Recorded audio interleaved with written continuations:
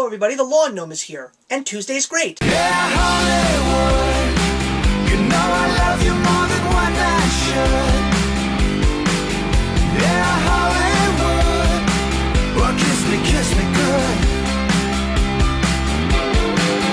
Yeah, Hollywood, you know I love you more than what. Welcome back to another episode of the TV show special, and today we're going to take a look at the Disney Channel, and we're going to take a look at two specific shows. One that actually aired in the midsummer that has carried on through the fall, so technically it is part of the 2014-2015 season, and another show that aired in the middle of October. So the first show was a show that I think, especially if you were growing up in the 90s, all the way to the 2000s, whether you were in grade school or high school, or even if you were going into college, you watched a little show on ABC called Boy Meets World, starring Ben Savage, Ryder Strong, and Danielle Fishel. Well, there were speculations, there were rumors, and finally it was confirmed about 2 years ago, and this year we got the season premiere of the spin-off show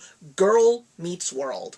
The story of Cory and Topanga living in New York with their two children, and the show, of course, revolves around their oldest, their 12-year-old daughter, Riley, played by newcomer Rowan Blanchard, as well as Sabrina Carpenter, who plays her best friend Maya Hart. So I was really looking forward to seeing this show, and then when I finally got into it, I have to say that I liked it and I hated it all at the same time. I liked the fact that I got to see some characters that I haven't seen in such a long time, like Cory Matthews, Topanga Lawrence, and even for a short period of time, the great Mr. Feeney, played by William Daniels. It's so good to know that he is still around.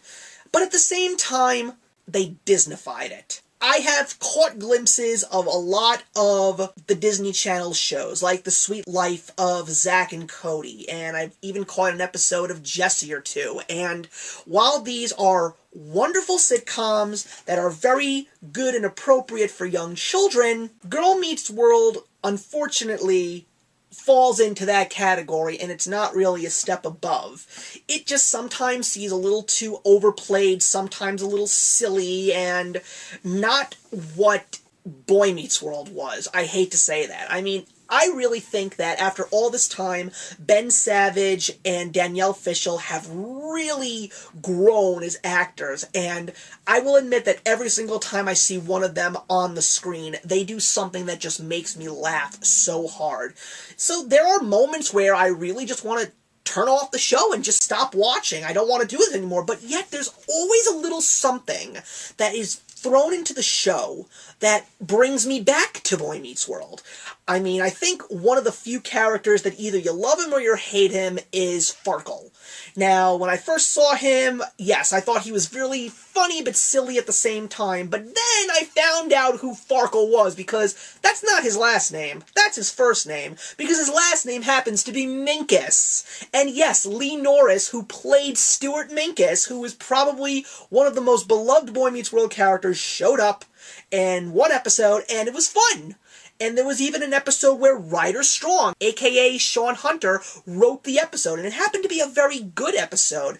Just recently there was an episode that revolved around bullying, and I really liked it because it also starred the actor who played Harley Keiner, who really gave us a very important lesson to learn about real life and bullies in general. I know that there's going to be a few episodes in which Cory's parents show up, and I know there's also an episode where Sean actually shows up, so the show is keeping me, but I'm hanging by a thread. Am I going to plan to watch the show in the second season? Unless something truly wows me, I don't think so. But I will say that there are points in time where it makes me happy and brings me back to a time where I was watching Boy Meets World, but it isn't what it was. It really isn't. But it could be a lot worse. But now let's take a look at the other show that I was looking forward to. Again, another spin-off. Star Wars Rebels. I am really surprised that it took me so long to get into Star Wars The Clone Wars, and I watched all 6 seasons, including the one that was on Netflix. That was season number 6. And I enjoyed the show. I really thought that it was a great bridging between episodes 2 and 3 in the films, but Star Wars Rebels bridges the gap between episodes 3 and 4, which is a much longer time gap. It revolves around a boy who is orphaned named Ezra, and he teams up with a ragtag team of rebels led by Kanan. And it's got some really great characters, and I think what I like about the band of rebels is it's a very diverse group of characters, very different alien species. I think this is the very first time in Star Wars history in which a main character is actually a Twi'lek, and that is the pilot Hera. She is awesome. There's also a Mandalorian girl named Sabine. I also like the fact that there's 2 women on the crew that are very tactical, and one of them is an explosions expert as well as an artist, and the other one is a killer pilot who could definitely give Han Solo a run for his money. You've got a great charismatic droid named Chopper, who is nothing like R2-D2. I actually like him more than R2-D2, and I'm really excited to see exactly what the writers are going to do, especially since Dave Filoni, who actually did produce and write a lot of episodes for Star Wars The Clone Wars. I'm glad to see that he's back on board. But there's a new alien species, and it is Zeb. He is an Ocelot from the planet Aslan, and I really do like his character. He's the muscle of the group, and the chemistry that he has with Ezra is absolutely priceless. There's some great comedic moments in the show, but I got into it right off the first episode, which was actually a premiere movie, and I think it's just because it reminded me a lot of the old Star Wars trilogy. It was all about the ragtag teams of rebels trying to defeat the Empire. The Empire was the looming shadow, and they were all in these rust buckets of ships because the Empire basically took over all the main resources, and it really reminds me of the old Star Wars movies.